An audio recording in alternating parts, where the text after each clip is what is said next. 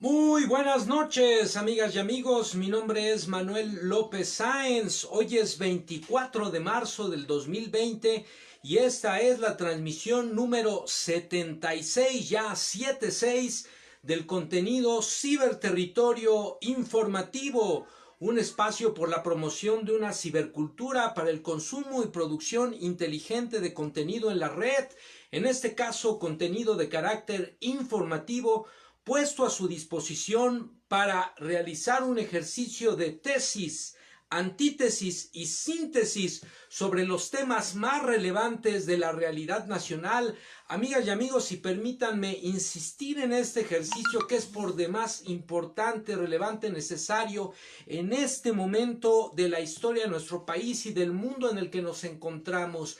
Las noticias falsas, las fake news, están a la orden del día y es fundamental que hagamos este ejercicio de contraste. No tomemos por verdad absoluta nada de lo que vemos y escuchamos, incluyendo, por supuesto, este contenido.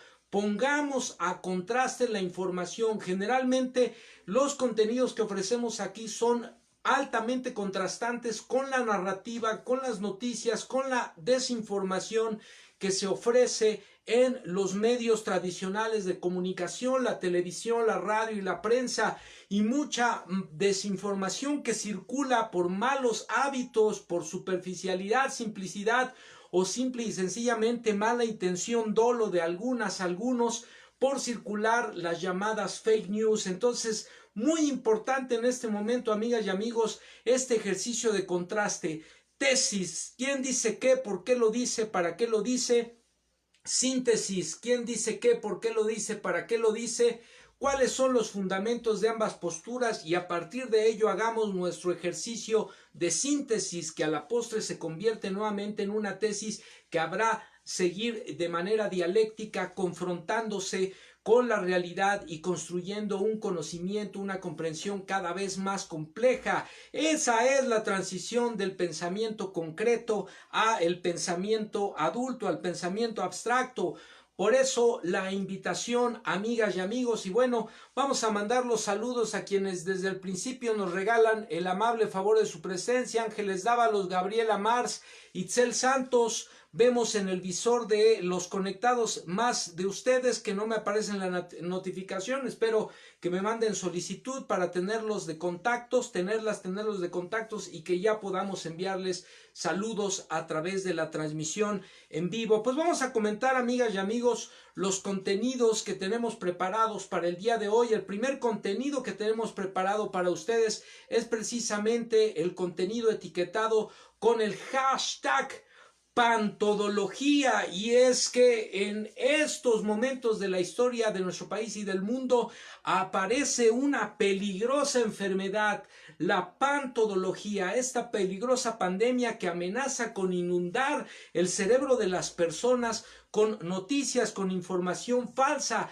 y asumir el síndrome que detona esta enfermedad es el síndrome de la pantodología. Todos saben de todo y todos opinan de todo.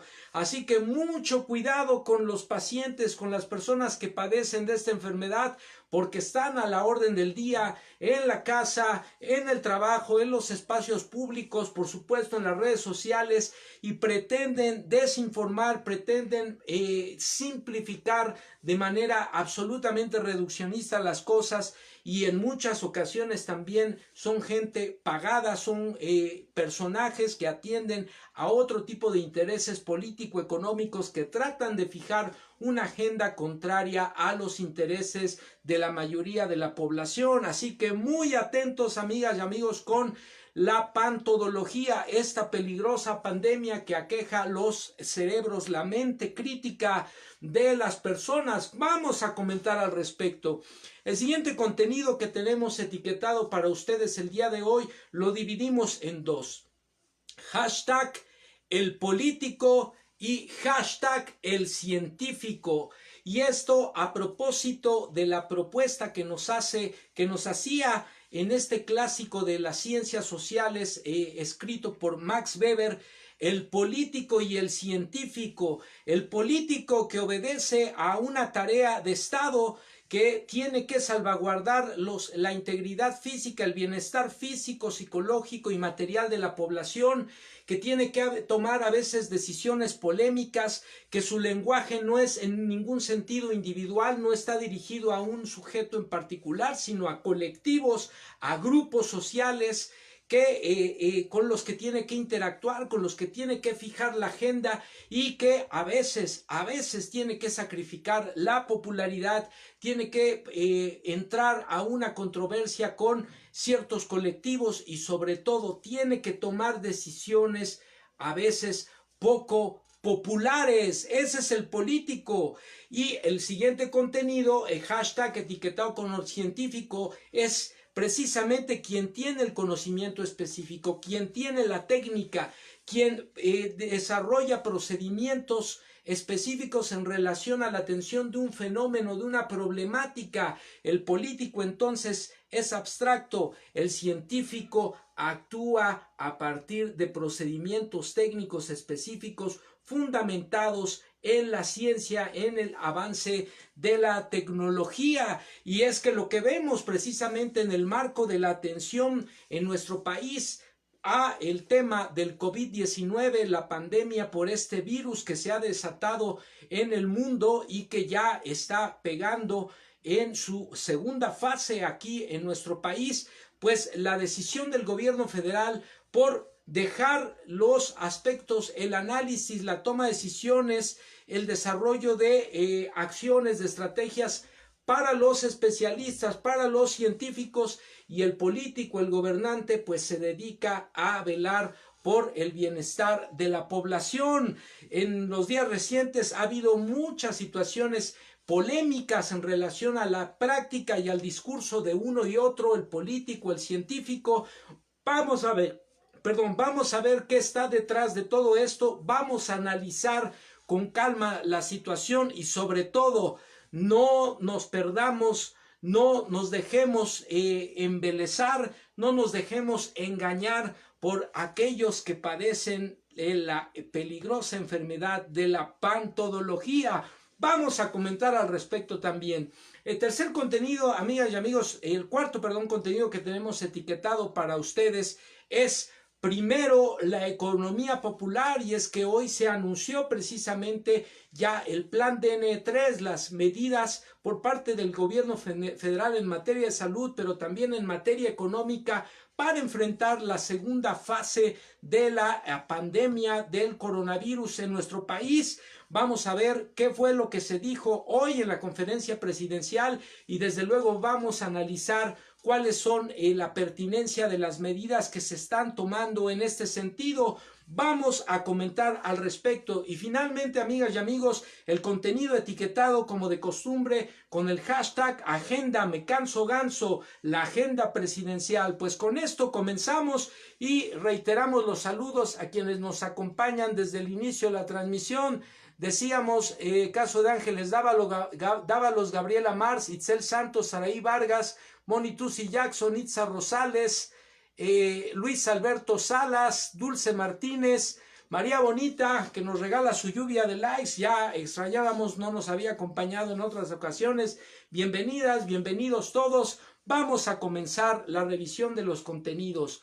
Amigas y amigos, el primer contenido que tenemos etiquetado para ustedes es precisamente el contenido titulado Los Todólogos, etiquetado con el hashtag La Pantodología. Esta nota la recuperamos del periódico, el portal digital del periódico El Economista. Hay que decirlo, es una nota del 2016, pero es una nota perfectamente vigente para analizar qué es lo que estamos viendo con estos comentócratas, con estos especialistas, estos todólogos de ocasión que un día se visten de feministas, otro día se visten de analistas políticos, de especialistas económicos y ahora se visten de epidemiólogos. Pues vamos a ver qué resulta de esto, amigas y amigos. Vamos a comentar al respecto. La nota está firmada por el periodista José Otero y repetimos, es una nota del 2016, pero perfectamente vigente su contenido para analizar lo que está ocurriendo en este momento del debate público nacional. Bienvenido, maestro José Luis Contreras, gracias por acompañarnos. Bienvenido a la transmisión. Bienvenida Beth Valenzo Guillén, gracias por acompañarnos.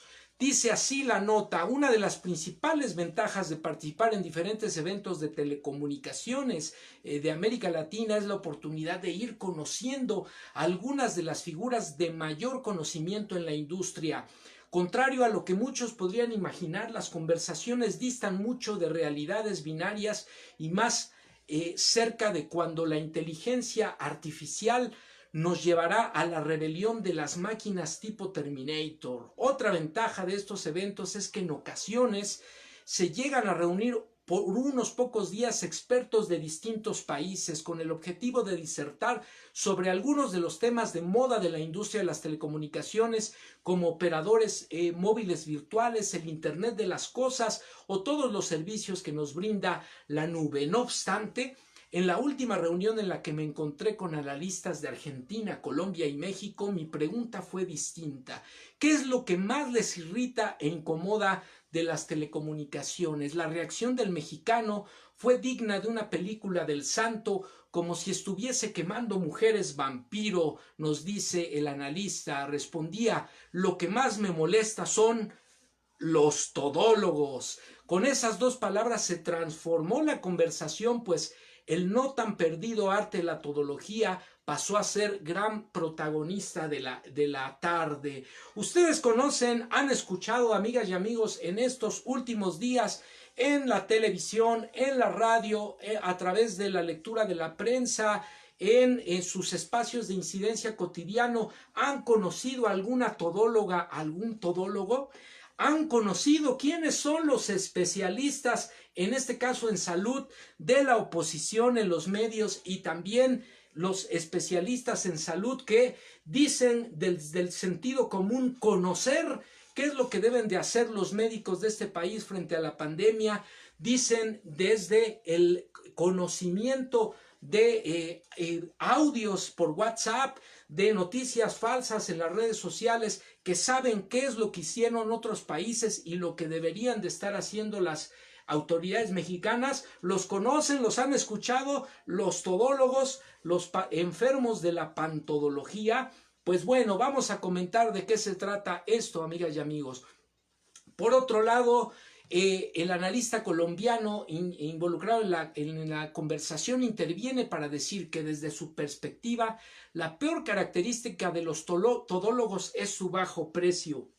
Y yo aquí diría, no solo su bajo precio monetario, sino sobre todo su bajo precio ético y moral. Se venden al mejor postor o venden su intelecto, su raciocinio crítico, lo entregan a cualquiera que les diga lo que quieren ellos escuchar por anticipado.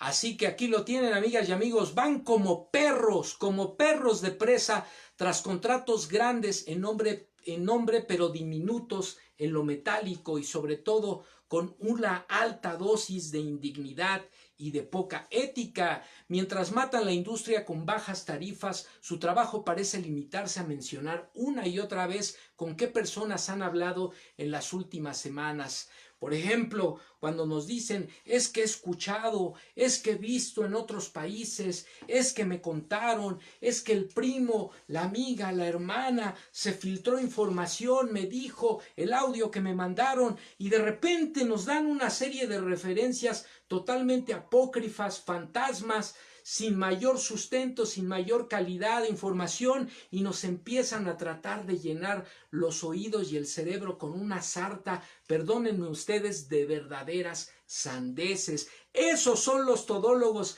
y abundan, o como diría un poco más fuerte Facundo Cabral, esos son los... Y hay que tener cuidado porque son muchos y andan por todos lados. Pues bueno, amigas y amigos, mientras matan la industria, dicen estos especialistas, con las bajas tarifas, en el caso de los que trabajan en el ámbito de los medios, de las telecomunicaciones, su trabajo parece limitarse a mencionar una y otra vez que han hablado con San Juan de las Cotorras y les ha dicho la verdadera neta del planeta. Desde su perspectiva, lo peor es que cuando quien comete las acciones es un académico que se presenta como neutral, y aquí ese es otro problema. La neutralidad en realidad es el sueño guajiro del positivismo de la ciencia tradicional. No podemos hablar de neutralidad, mucho menos en el tratamiento de la información. Lo que sí podemos hacer es este ejercicio de contraste que les invitamos en este espacio de tesis, antítesis y síntesis para formar nuestro propio punto de vista.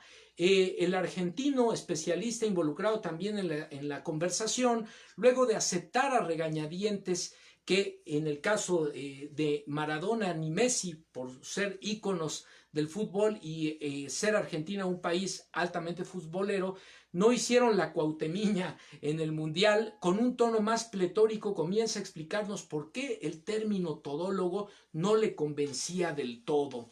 Según sus palabras, no pueden ser todólogo quien vive de robar ideas de artículos, ojo, y o análisis escritos por terceros para presentarnos un resumen casi siempre tergiversado como el Quijote de los análisis. ¿Les conocen? ¿Les suena familiar? ¿Los han escuchado?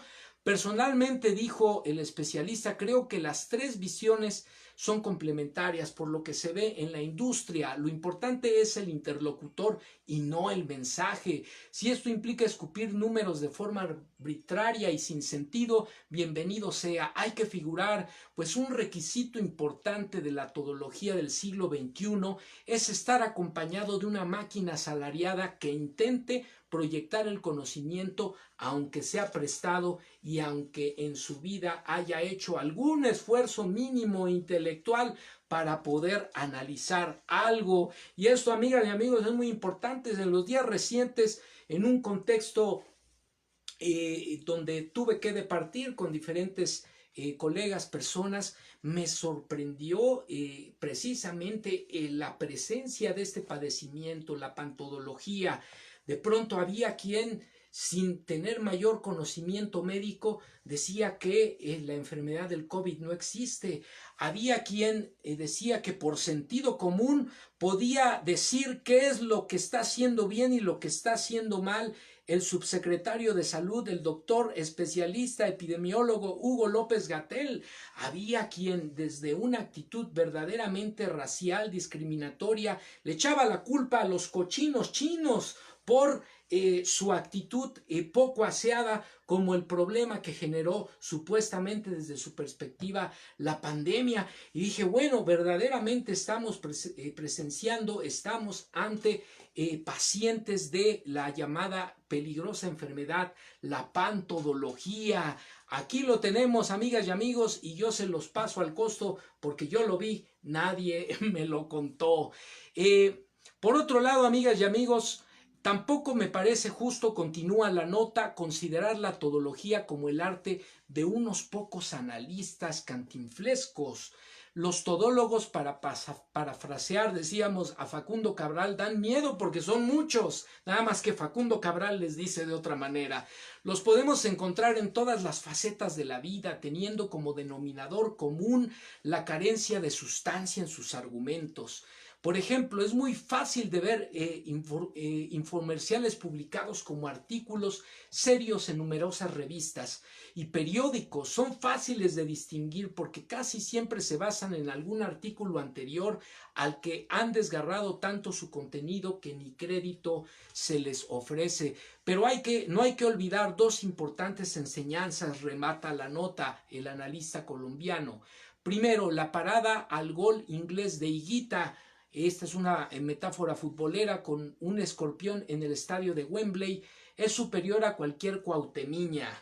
Y en segundo lugar nos recordó que la simple existencia de todólogos implica que el sector es lo suficientemente importante e influyente para tener soldados asalariados en distintos frentes. Y a veces esos, amigas y amigos, no son los más peligrosos, los asalariados, sino los que creen verdaderamente que pueden opinar de todo, que pueden hablar de todo, es decir, que son todólogos o que padecen esta peligrosa enfermedad de la pantodología. Vamos a ver, amigas y amigos, algunos de los comentarios que nos hicieron a propósito de esta nota. Ángeles Dávalos nos dijo, yo sí conozco a varios todólogos. A veces por ratitos hasta yo me siento todóloga, pero no me dura mucho, jaja, lucho conmigo misma. Efectivamente, puede ser que por ahí tengamos o llevemos todos un todólogo, una todóloga dentro. El asunto es exorcizarlo, controlarlo, identificarlo para no perdernos en esta terrible enfermedad. María Bonita nos dice, ya vi la repetición, Miss, en el caso del programa de ayer. Es que más que cuarentena nos dejaron trabajos todos los que tenían que hacer los profes en el semestre completo. Bueno, se refiere María Bonita a este tema del trabajo escolar por la cuarentena. Itza Rosales nos dice, creo que es fácil dejarse llevar por la marea de información que hay en la red y la cual se filtra muy rápido, como menciona en redes sociales. Ya depende de uno mismo tener la mente fría e investigar. Esto es un ejercicio muy importante que hay que estar haciendo constantemente, amigas y amigos. Recuerden, la dialéctica hegeliana nos dice, para analizar la realidad, identifiquemos la tesis, sus argumentos, identifiquemos la antítesis, sus argumentos, y construyamos la síntesis con nuestros propios argumentos, que a la postre tendrá que ser nuevamente una tesis que tendrá que ponerse a discusión, a contraste, a demostrar o a refutar en un momento determinado. Pues amigas y amigos, con esto cerramos el primer contenido del día de hoy. Ya lo saben, no caigan en las garras de la peligrosa enfermedad llamada hashtag la pantodología, el síndrome del todólogo. Pues con esto cerramos este primer contenido. Vamos al segundo contenido, amigas y amigos. Decíamos hashtag el político y hashtag el científico.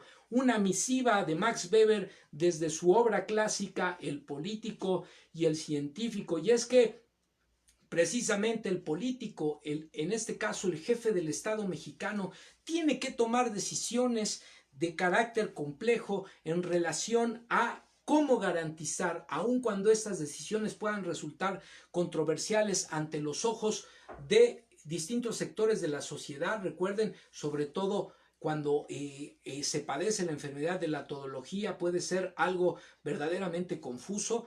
Tienen que tomar decisiones para garantizar el bienestar físico, el bienestar psicológico y el bienestar material de la población, y esas dimensiones tienen que estar siempre prevaleciendo y siendo articuladoras de la toma de decisiones en materia de política pública, de estrategias, de acciones, de programas, de incentivos que a la postre se traducen precisamente en un impacto directo en las condiciones de vida de la población. Por otro lado, el científico pues es el que es especialista, ahí sí se ha formado, ha estudiado, tiene las credenciales académicas suficientes para enfrentar fenómenos específicos de la realidad como el tema de la salud, y es al que se le ha dejado la responsabilidad en el caso del doctor Hugo López-Gatell de atender técnica y científicamente el problema de salud por el COVID-2019. Vamos a analizar este contenido separado en dos partes, por un lado el político, por otro lado el científico, a propósito de lo que nos plantea Max Weber en su obra clásica, decíamos, el político y el científico. El primer contenido lo recuperamos, el político, del portal de noticias Sputnik News para Latinoamérica, este portal de noticias internacional que nos dice, nos habla precisamente de las acciones y de las controversias que han generado las declaraciones y las acciones del presidente mexicano en los días recientes en torno al tema de la pandemia en nuestro país, en el mundo y bueno, también en nuestro país. En las últimas semanas, dice la nota, esta nota está firmada por el periodista Jorge Cortina Montiel y fue publicada el día de ayer precisamente en el portal. En las últimas semanas el gobierno mexicano, encabezado por Andrés Manuel López Obrador, en varias ocasiones fue criticado por las acciones que toma el país para frenar el contagio del virus COVID-19. En particular, voces acusan que el presidente no ha tomado con la seriedad suficiente el crecimiento de los casos, pese a que a lo largo del fin de semana la cantidad de personas contagiadas se haya duplicado y llegado hasta 316 casos confirmados el día de ayer, 23 de marzo, por el Gabinete de Salud. Así como su portavoz, el subsecretario de Prevención y Promoción de la Salud de la Secretaría, Hugo López-Gatell, han optado por mantener la fase 1 de la contingencia, aunque esto ya cambió el día de hoy. El día de hoy el gobierno mexicano, a través de este funcionario, Hugo López-Gatell, anunció la entrada en la fase 2. Aunque las actividades diarias de la población comenzaron a verse afectadas desde el lunes 23 de marzo con el inicio del receso y después el periodo vacacional en las escuelas, así como el cierre de cines, bares y otros escenarios de concentración masiva en la Ciudad de México, López Obrador ha invitado a la población a salir de sus casas y seguir haciendo una vida normal. Esto entrecomillado, porque por ahí corrió en redes sociales un video que se editó, que solo se puso 2 minutos cuando el video duraba 12 minutos, y en el video se decía sobre el tema del plan DN3, el tema del plan de contingencia que se presentó desde el mes de enero en nuestro país, las medidas de seguridad, las medidas de prevención de contagios, las estrategias que se han anunciado todos los días desde el inicio de la contingencia en nuestro país.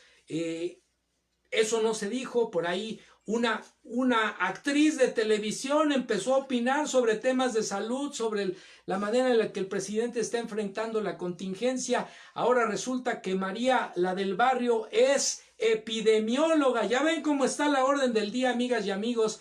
La peligrosa enfermedad de la pantodología. Hay todólogas y todólogos por todos lados, y como dice Facundo Cabral, cuidado porque son muchos, nada más que él le llama de otra manera. La contradicción aparente entre ambos mensajes, entre el mensaje de López-Gatell y López Obrador, podría responder a las preocupaciones del político, el jefe del Estado mexicano, en términos económicos que existen por las afectaciones derivadas de la pandemia.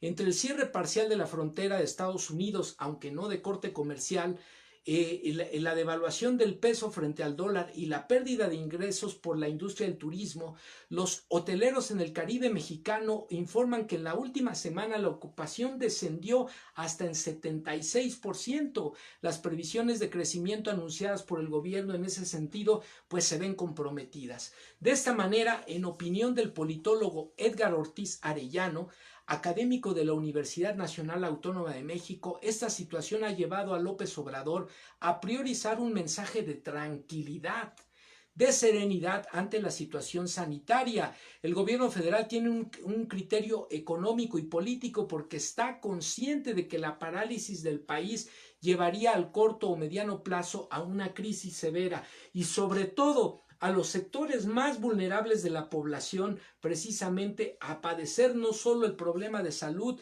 sino el problema económico y llegar eventualmente incluso a estar en una terrible dicotomía. Me puedo enfermar y corre riesgo mi salud por el tema del COVID-19, o me puedo enfermar, desnutrir porque no tengo qué comer. Esas son parte de las realidades y los contrastes que un jefe, un político, tiene que tomar más allá de las decisiones de un científico. El científico tiene que tomar decisiones especializadas de política pública en salud. El político tiene que ver por todas las dimensiones de las condiciones de vida de una población. No todos tenemos el privilegio de estar en cuarentena. Millones y millones de mexicanas y mexicanos tienen que salir a las calles todos los días, no pueden dejar de trabajar un solo día porque eso implica llevar el pan, llevar la comida, el sustento a la mesa para sus familias. Y eso es lo que los opinólogos, los todólogos de los medios masivos de comunicación y la gente desperdigada y distraída, enajenada en los distintos espacios públicos, incluyendo las redes sociales, no alcanzan a entender, no alcanzan a comprender, no ven más allá de su realidad inmediata. Así que bueno, amigas y amigos, pues aquí lo tenemos. Por otro lado, el doctor Enrique Gutiérrez Márquez, continúa la nota, director del Departamento de Ciencias Sociales y Políticas de la Universidad Iberoamericana, consideró que el mensaje político del gobierno mexicano pretende llamar a la prudencia. Sí hay que tomar medidas, y esas no se han negado, como les digo en el ejemplo del video que fue editado. En los primeros 10 minutos el presidente habló del problema de salud, de las estrategias que se estaban implementando, de las estrategias que estaban por venir y que se anunciaron el día de hoy, y solo pasaron los últimos 2 minutos en donde el presidente manda un mensaje de confianza a la población, sobre todo para apoyar a los sectores más vulnerables, a que la economía popular no se paralice. No sé si intencionalmente o por verdadera inconsciencia, propios y extraños leen el mensaje textual, el mensaje concreto, y no leen el mensaje abstracto, el mensaje de fondo, porque el discurso político no es a una persona, no es concreto, es abstracto, y eso hay que aprender a entenderlo.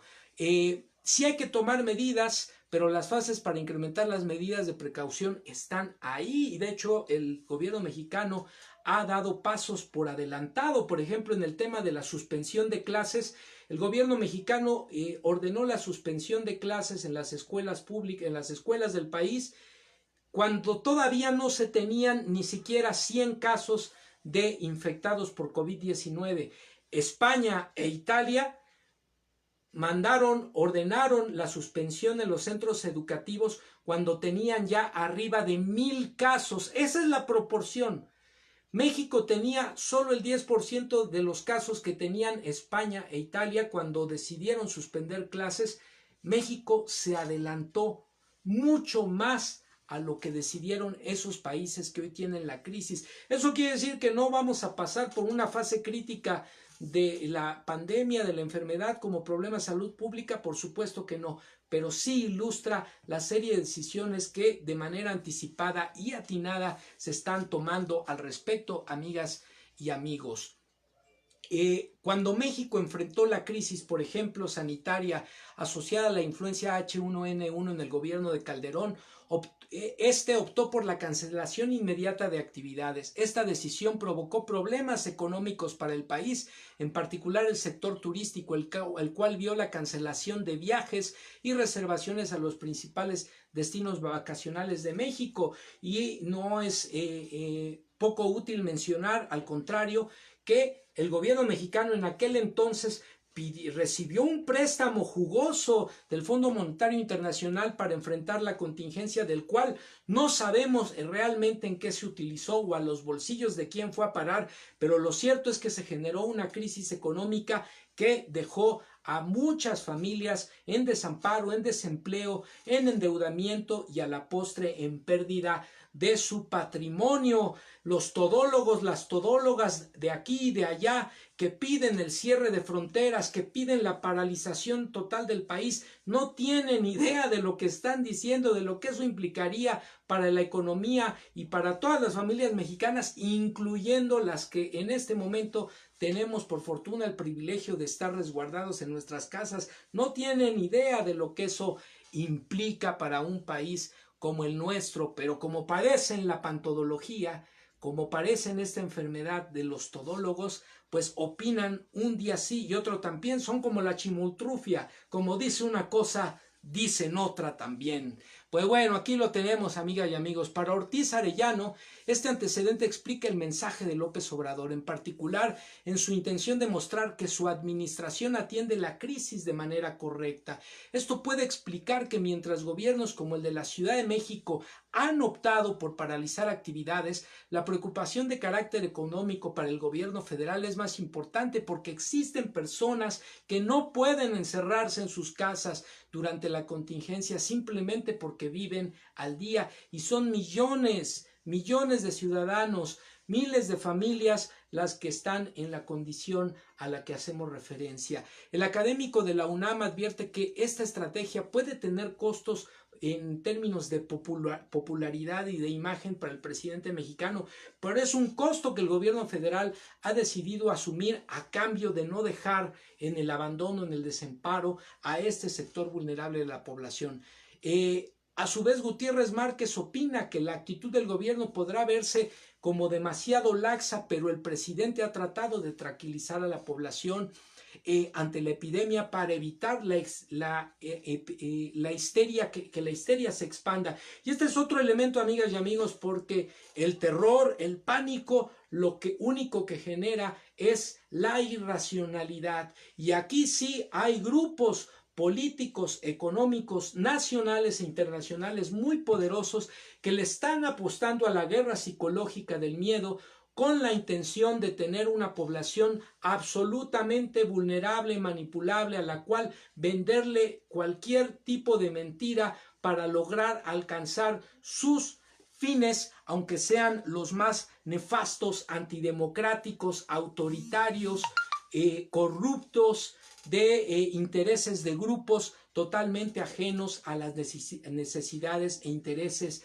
de la mayoría de la población. Así que mucho cuidado con caer en la desinformación y a la postre en el pánico y en el terror, porque eso es lo que les sirve de caldo de cultivo a los grupos de interés que están muy molestos y que han sido desplazados del poder político económico, y que esto pues los mantiene al acecho como perros de presa, como lobos en manada, para tratar de morder y devorar a sus presas. Pues aquí lo tienen, amigas y amigos. La tranquilidad, continúa Gutiérrez Márquez, que pretende comunicar al presidente, puede ser benéfica en estos momentos. Estas perspectivas coinciden también con la opinión de expertos como Jean-Marc Gabastou y Cristian Morales Furimán, responsables de la Organización Panamericana de la Salud, la OPS, en México, quienes han respaldado en términos generales las acciones del gobierno de López Obrador ante la crisis asociada al COVID-19. En entrevista con el diario El País, Morales Furimán acentuó que las autoridades han aprendido del manejo dado a la pandemia en otros países, al punto de comenzar las acciones para los casos donde se han registrado contagios comunitarios. Asimismo, Gabastou elogió la reacción de México, particularmente para habilitar laboratorios capaces de brindar el diagnóstico de la nueva cepa de coronavirus. Se espera que el 24 de marzo, el día de hoy, que ya ocurrió, se presentará el plan de emergencia sanitaria para combatir el coronavirus, lo que dará más base para analizar las prioridades y el equilibrio que busca el gobierno ante la resolución del problema del brote del COVID-19. Pues aquí lo tienen, amigas y amigos. Esa es la pragmática, la praxis del político, en este caso del jefe del Estado mexicano, el discurso que no es un discurso concreto, no es un mensaje directo a un sujeto en particular, no lo podemos tomar como una charla entre un sujeto, entre dos sujetos. El discurso político, el discurso del jefe del Estado mexicano, como de cualquier otro político, es un discurso abstracto, lleno de metáforas, de simbolismos, y sobre todo que está dirigido a colectivos, a sectores de la sociedad mexicana a los que se dirige un mensaje concreto, un mensaje específico sobre el cual se quiere generar un efecto. Por un lado, sí atender a las medidas de salud dictadas por los especialistas, por otro lado mandar un mensaje de tranquilidad, y por otro lado decirles a los opositores que deben de estar calmados, que es tiempo sobre todo de solidaridad, de generosidad, de dejar esas actitudes mezquinas. El interés de la población, de la nación y de la salud pública son lo fundamental. ¿O acaso ven, ya que les gusta voltear a otros países, ven en otros países el golpeteo político y mediático que está ocurriendo en este momento en nuestro país en contra de las autoridades mexicanas, y sobre todo abonando a una profunda polarización de la sociedad mexicana? No, Son tiempos de solidaridad, de generosidad, de poner por delante el interés y el bienestar colectivo. Ese es el mensaje del político, ese es el mensaje del jefe del Estado mexicano, mucho más allá y muy por encima de las distorsiones verdaderamente infames, ridículas, absurdas de propios y extraños que padecen la peligrosa enfermedad de la pantodología, los todólogos y las todólogas. Pues con esto, amigas y amigos, cerramos este segundo contenido. Vamos con el tercer contenido, que tiene que ver ahora sí en mensajes de Max Weber sobre su obra clásica El político y el científico. Ahora vamos con el científico, y en este caso la nota la recuperamos del portal de noticias digital. Sin embargo, publicada esta nota también el día de hoy y firmada por la agencia de noticias internacional EFE. La nota se titula México está un paso adelante que otros países con el COVID-19. Esto lo señala la Organización Mundial de la Salud. Repito, la Organización Mundial de la Salud, uno de los órganos de salud más importantes a nivel mundial. ¿Quién contra este órgano? ¿Quién puede refutar los planteamientos de este organismo? Por supuesto, puede haber especialistas, pero ¿quiénes del lado de los medios tradicionales de comunicación en nuestro país o de la politiquería de la oposición política en este país? ¿Quién? ¿Thalía? ¿Quién? ¿Ricky Martin? ¿Quién? ¿El comentarista de deportes? ¿Quién? ¿El comentarista de espectáculos? ¿Quién? ¿El opinólogo? ¿El político desplazado que desgobernó este país en sexenios anteriores, como Felipe Calderón, como Vicente Fox? ¿Quiénes? Esos son los que pueden opinar y tener autoridad intelectual, moral, política frente a un organismo como la Organización Mundial de la Salud. Por favor, no me hagan reír. Bueno, México está un paso adelante que otros países con respecto al COVID-19, según la Organización Mundial de la Salud, va en el camino correcto. La Organización Mundial de la Salud exaltó la forma en la que México ha escalonado los escenarios de la pandemia, pues aseveró que va en el camino correcto. México está un paso adelante respecto a otros países europeos al tratar que la curva de infección sea más plana durante un periodo más largo y ha tomado las medidas correctas para ello, aseveró que este martes Cristian Morales, representante de la Organización Mundial de la Salud en México. El funcionario exaltó la forma en la que México ha escalonado los escenarios de la pandemia, pues aseveró que van en el camino correcto. Además, apenas este martes el gobierno mexicano declaró la fase 2 de la pandemia de coronavirus cuando hay transmisión comunitaria y pronosticó que el brote se propagará lentamente, y eso se ha planeado desde el principio por parte de las autoridades de salud en nuestro país, lo que permitirá que sea asumible y atendible la contingencia para el sistema de salud en México. Destacó que si compara lo que se han hecho en otros países como Italia, España, Francia y Alemania, que están viviendo situaciones muy complejas, México se está beneficiando de esas experiencias y ha tomado medidas con antelación a la fase 2. Decíamos, el ejemplo, un botón de muestra es México decide suspensión de clases con menos de 100 casos de infección por COVID-19. España y Italia decidieron suspensión de clases cuando tenían más de 1000 casos. Es decir, México decidió suspender clases con menos del 10% de los casos que tenían otros países europeos cuando así lo decidieron. Ese es un botón de muestra de los pasos adelante que lleva precisamente nuestro país en materia de atención a este problema de salud. Pese a las críticas que ha tenido el gobierno por quienes consideran que ha actuado de manera tardía ante la contingencia, otra vez los todólogos, los opinólogos, Morales señaló que en otros países las medidas de distanciamiento social se toman cuando ya llevamos 3 o 4 veces más casos de los que había en México hasta hoy. Por ello, felicitó a los gobiernos de los estados que desde antes que se declarara la fase 2 ya se habían posicionado de manera muy clara y explícita para disminuir este contagio de persona a persona. Aseguró que en México sí se están cubriendo todos los casos sospechosos y que el país ha sido totalmente coherente con el llamado del director general de la Organización Mundial de la Salud de hacer pruebas al 100% de los casos sospechosos y de sus contactos.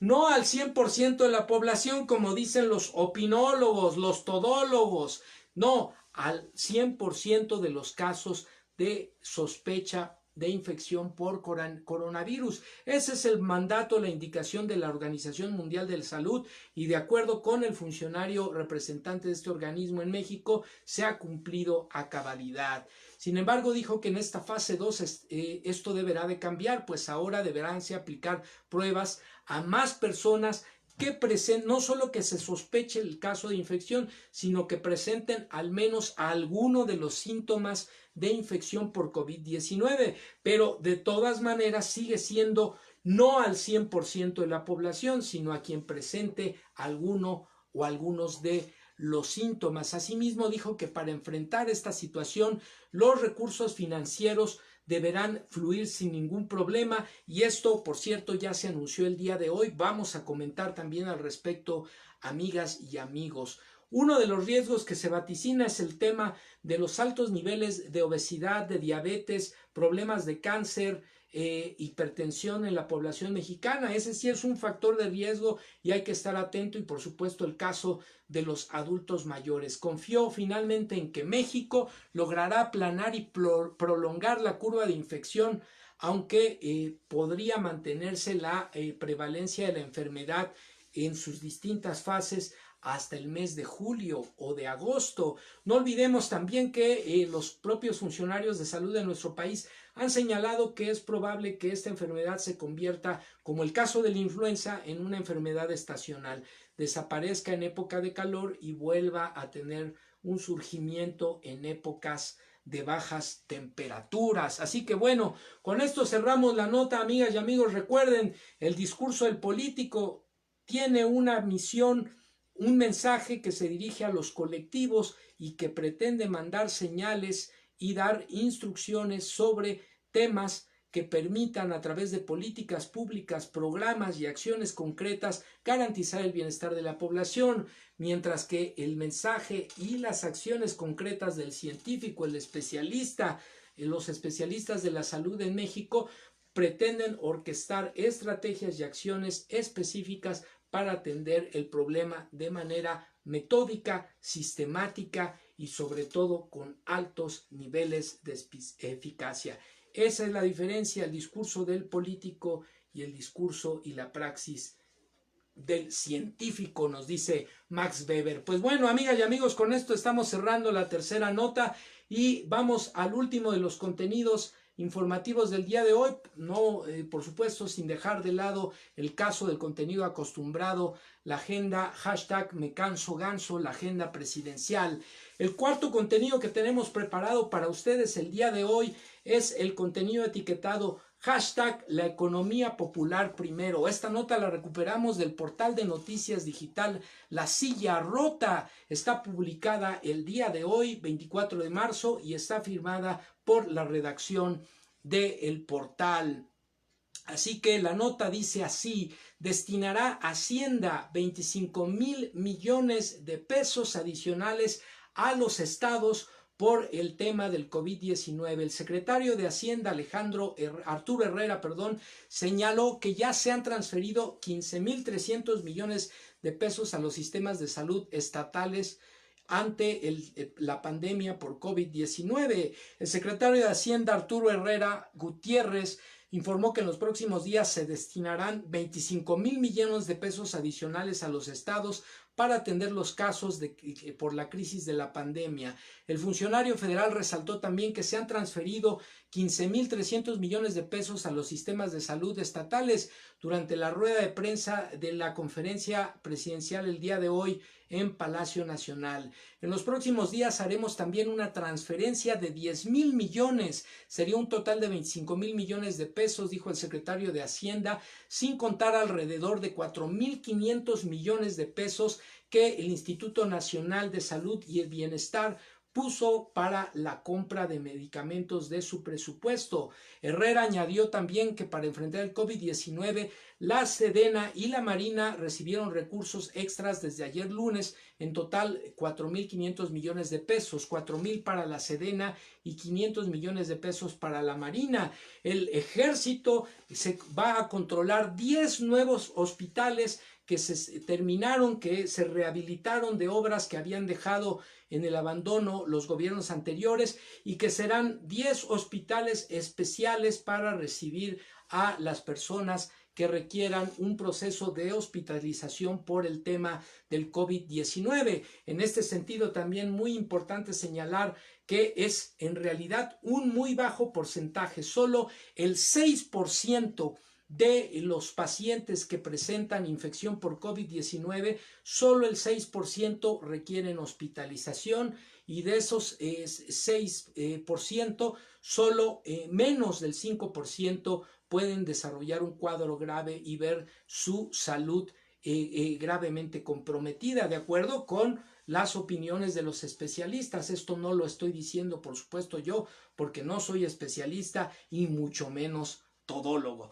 Bueno, ¿qué quiere decir esto, amigas y amigos? Que de cada 100 infectados por COVID-19 en el país, solo 6 requerirán hospitalización, y de esos 6, un porcentaje aún menor, menos del 5%, 4 o 3 personas son los que pudieran tener de cada 100 una situación, un cuadro grave que comprometa su salud o su vida. Así que, pues aquí lo tienen, las cosas en su justa dimensión. La enfermedad existe, su mayor riesgo no es su tasa de mortalidad, sino su tasa de transmisión. Estaba yo viendo una nota en la que decían, pues es una taxonomía que usan los científicos, los médicos, yo desconozco, pero el comparativo decía que la gripa común tiene 1,5 punto, 1,5 de porcentaje de transmisión. Es decir, que una persona que padece gripa común puede transmitirla a una o hasta casi 2 personas. Los números ahí parten la situación, pero podríamos decir de 1 a 2 personas es muy probable que contagie.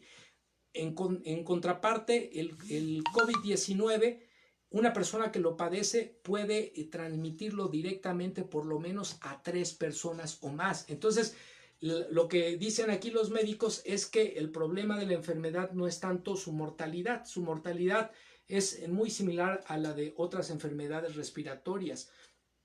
El problema es que se transmite muy fácilmente, y por eso las medidas de prevención tienen que ver precisamente con disminuir lo más posible la tasa de transmisión de la enfermedad para evitar que muchas personas la padezcan y que eso pudiera eventualmente saturar los sistemas de salud. Bueno, este martes el subsecretario de Salud, Hugo López-Gatell, anunció también que México pasó a la fase 2 de la pandemia del coronavirus por COVID-19 para adelantar medidas que permitan mitigar el contagio y las muertes de esta enfermedad. Asimismo, el presidente Andrés Manuel López Obrador adelantó que en su momento otorgará créditos sin intereses o de bajo interés a 1 millón de pequeños negocios como fondas, taquerías, talleres, entre otros, que pudiesen resultar afectados por la crisis económica resultante de esta pandemia que se vivirá eventualmente en nuestro país y que ya se está viviendo en el mundo. La economía mundial está colapsada. Podemos especular al respecto sobre el origen o naturaleza de eso, pero lo cierto es que la presencia de esta enfermedad a nivel mundial ha estado de manera paralela a el crack económico en nuestro planeta, y esto pues ha afectado a las economías más poderosas y también a las más vulnerables de este globo terráqueo. Pues bueno, con esto, amigas y amigos, estamos cerrando el último de los contenidos. Finalmente vamos rápidamente a revisar el contenido etiquetado con el hashtag Agenda Me canso ganso, la agenda presidencial, esta agenda que nos permite identificar las actividades del presidente de la República. Muchos dicen, bueno, ¿qué está haciendo el presidente? Bueno, pues acá lo podemos ver, acá podemos enterarnos qué es lo que está haciendo. Podemos estar de acuerdo o no con lo que hace, podemos estar de acuerdo o no con la eficacia de las acciones. Yo únicamente en este caso pongo a su consideración esta información para que cada quien haga un ejercicio de tesis, antítesis y síntesis. Bueno, pues el último día que nos vimos fue el 17 de marzo, así que vamos a recuperar la agenda presidencial desde el 18 de marzo, precisamente en el marco del aniversario número 82, a 82 años, el 18 de marzo, 82 años se cumplieron de esta gesta histórica por parte del entonces presidente de la República en 1938, el general Lázaro Cárdenas del Río, esta gesta histórica que puso nuevamente en manos de todos los mexicanos la paraestatal Pemex, Petróleos Mexicanos, para los mexicanos, no para los extranjeros.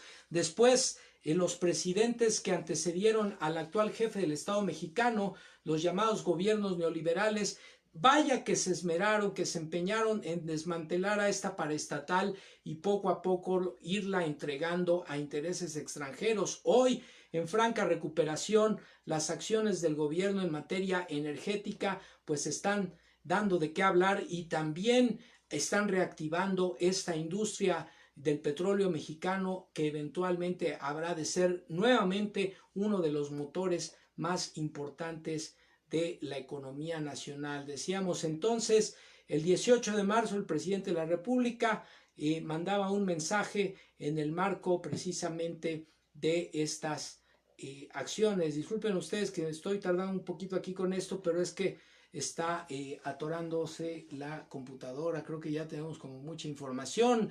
En el marco de este aniversario, la ceremonia, por supuesto, conmemorativa de esta gesta histórica, la expropiación petrolera, y también aparecía el presidente de la República en Palacio Nacional firmando los certificados de propia mano de los aprendices del programa Jóvenes Construyendo el Futuro, un programa que, por cierto, se ha anunciado no se va a suspender de ninguna manera en el marco de esta contingencia sanitaria. Los jóvenes seguirán recibiendo su pago. El 19 de marzo en la conferencia de prensa se dijo: llamamos a actuar con tranquilidad, difundir información oficial y científica y adoptar las medidas de higiene que correspondan. Ya dijimos la diferencia entre el mensaje, el discurso del político y el mensaje el discurso del científico, la praxis del político, el presidente de la República, y la praxis, en este caso, del científico, el secretario de Salud y el subsecretario de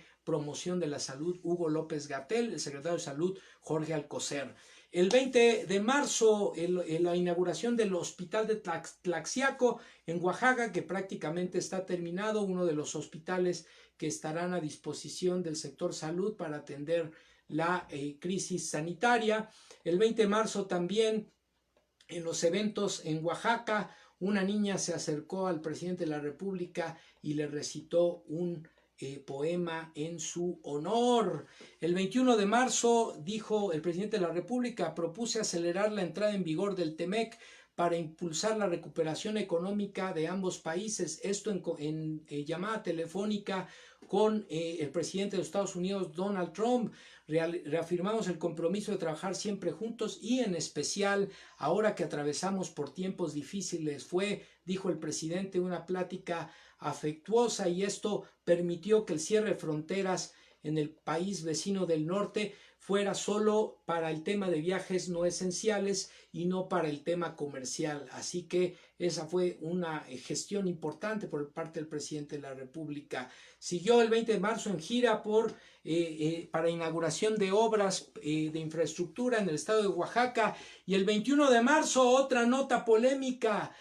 Comentaba en un video el presidente de la República en una gasolinera en Oaxaca: ánimo, A pesar de la caída del precio del petróleo, que desde luego nos afecta, tomamos la decisión de reducir el precio de la gasolina porque ahora nos está costando menos su importación.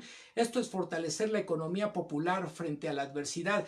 Y otra vez se dejaron venir los todólogos y las todólogas, los opinólogos de los medios de comunicación, llamando a la falsedad, a la diatriba, a la calumnia, diciendo que eso no era cierto, que solo se debía a la variación de los precios internacionales del petróleo, que en todo el mundo había bajado la gasolina y por qué Andrés Manuel López Obrador se pretendía colgar esta medallita. Bueno, pues aquí lo que identificamos es efectivamente la baja en la gasolina tiene que ver con la variación en los precios del petróleo, pero también tuvo que ver con la disminución en los costos de importación, también tuvo que ver precisamente con la decisión política del Estado mexicano, y aquí hay dos evidencias muy claras.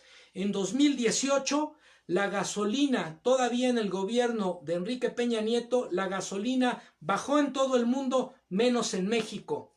En 2016 la gasolina bajó en todo el mundo porque bajó el precio del petróleo y en México no bajó, siempre subió. En el 2008 la variación de los precios del petróleo, por un lado los excedentes y después la variación hacia abajo en el sexenio de Felipe Calderón, no movió un ápice hacia abajo los precios de la gasolina. La gasolina siempre, por disposición oficial, fue hacia arriba. Así que no se nos olvide, no tengamos memoria corta. Efectivamente, la decisión política junto con las variables internacionales fueron un factor que permitió, como en otros países del mundo, ahora sí, en el caso de nuestro país, la variación hacia abajo del precio de las gasolinas, situación que tuvo esos factores para hacerlo posible en los sexenios de Enrique Peña Nieto y Felipe Calderón, y no se les dio la gana hacerlo. Así que, con todo respeto, amigas y amigos, periodicazo en el hocico a las opinólogas, a los opinólogos, a las todólogas y a los todólogos.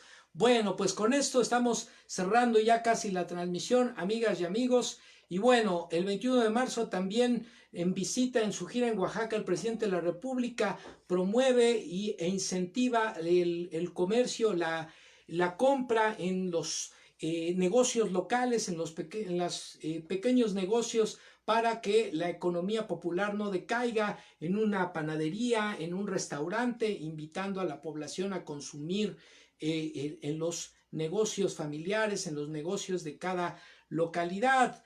El 23 de marzo, en conferencia de prensa, se decía: es importante que se conozcan las acciones para garantizar la paz y la tranquilidad.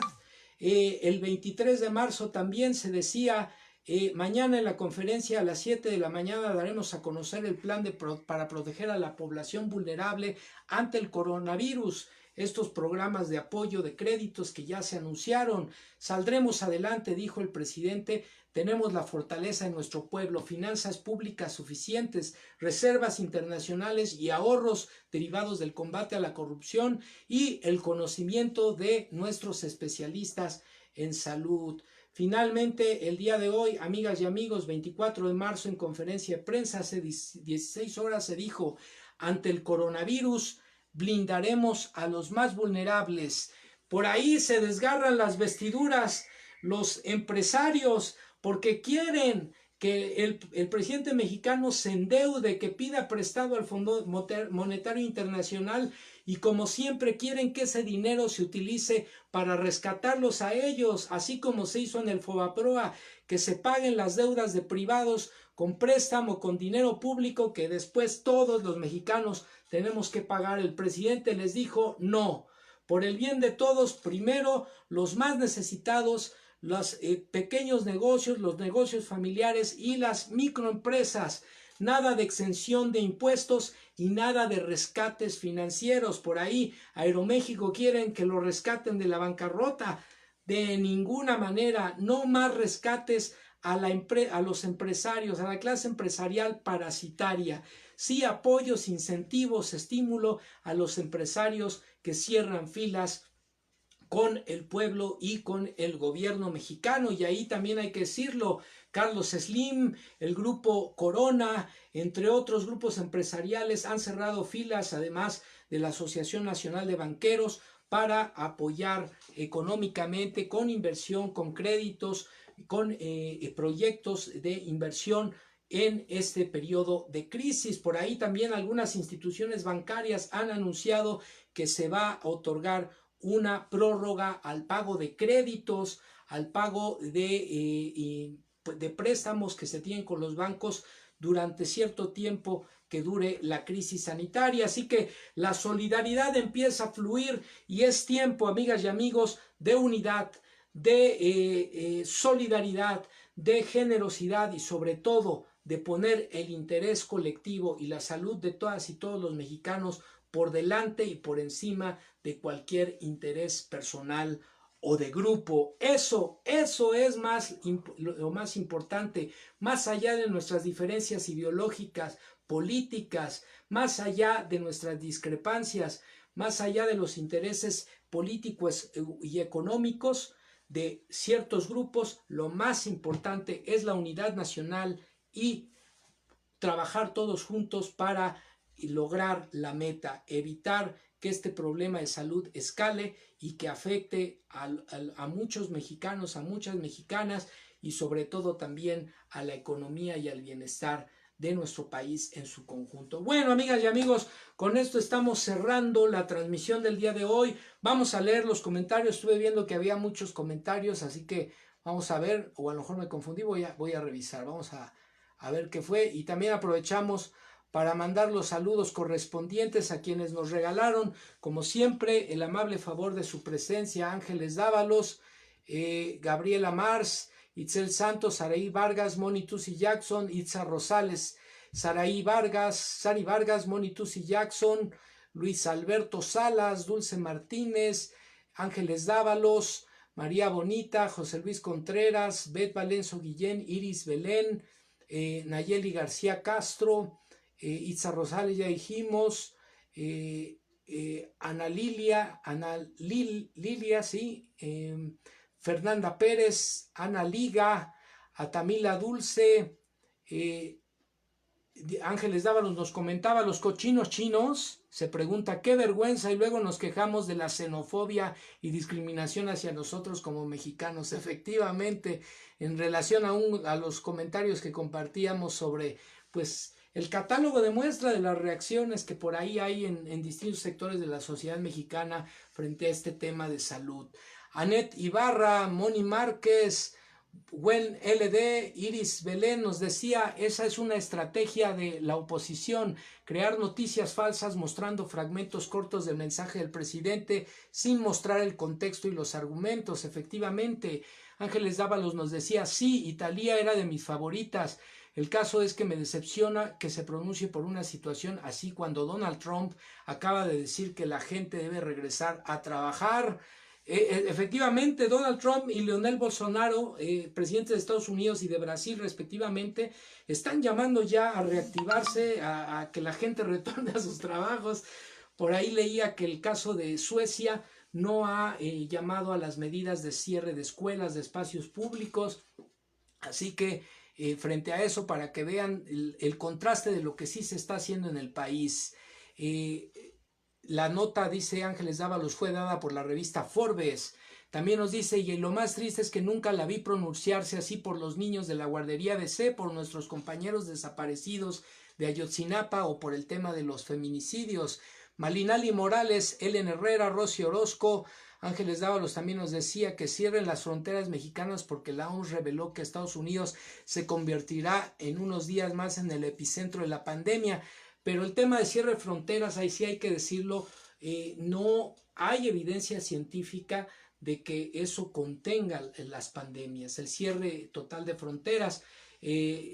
Habría que buscar la información, pero hasta la información que he leído, buscado, pues no hay evidencia científica. El propio Hugo López-Gatell ha dicho que no hay evidencia científica que demuestre que el cierre de fronteras, de aeropuertos, de puertos, de carreteras, es una medida eficaz para detener una pandemia. Kenia Salverón, Denise Hernández, Luis Ramsés, Alín Caponte y Sharon López. Pues muchas gracias a todas y todos, amigas y amigos. Mi nombre es Manuel López Sáenz. Esto fue Ciberterritorio Informativo en su edición número 7676 ya, un espacio por la promoción de una cibercultura para el consumo y producción inteligente de contenido en la red, contenido de carácter informativo puesto a su disposición para realizar un ejercicio de tesis, antítesis y síntesis, propia postura sobre los temas más relevantes de la realidad nacional.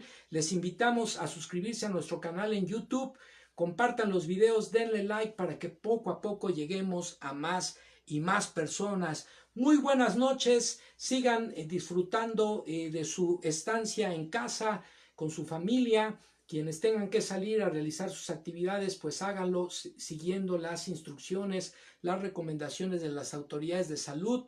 No se preocupen en demasía, tomen las precauciones debidas y ya verán que poco a poco saldremos adelante. Coman bien, descansen bien, hagan ejercicio y sobre todo quieran mucho a su familia. Todos esos elementos son importantes para tener bienestar, tranquilidad, y eso refuerza también nuestras defensas. Elia Estrada, buenas noches. Ya estamos cerrando la transmisión, pero puedes ver la repetición aquí o en YouTube. Bienvenida. Ángeles Dávalos nos dice, por favor recuérdales de la propuesta que hacemos en Ciberterritorio Socioemocional. Bueno, mándenos sus propuestas, sus videos o publíquenlos en sus perfiles en Facebook sobre actividades para hacer en la cuarentena. ¿Qué recomiendan? ¿Qué están haciendo para distraerse, para entretenerse, además de sus actividades laborales, académicas, educativas? Porque no, acuérdense, no son vacaciones, es un receso. Mientras está la contingencia, seguimos con actividades, y cuando estemos de vacaciones, pues hay que descansar, pero hay que evitar en la medida de lo posible salir. Eso es lo que han recomendado los especialistas en salud. Bueno, también importante, si tienen que salir a comprar víveres, procuren comprar en las tienditas, en los mercaditos, en los negocios familiares, los negocios pequeños, porque son las que van a sufrir un poco más con este tema. Va a haber baja de ventas, entonces hay que apoyar a la economía popular. Si conocemos a alguien en nuestro vecindario que requiere algún apoyo, que vive al día, seamos solidarios, apoyémosle en especie, con lo que se requiera. Es momento de unidad, de solidaridad, de generosidad, para que todos juntos salgamos adelante. Muy buenas noches, amigas y amigos. Nos vemos la próxima semana. Que estén muy bien y que descansen. Hasta luego.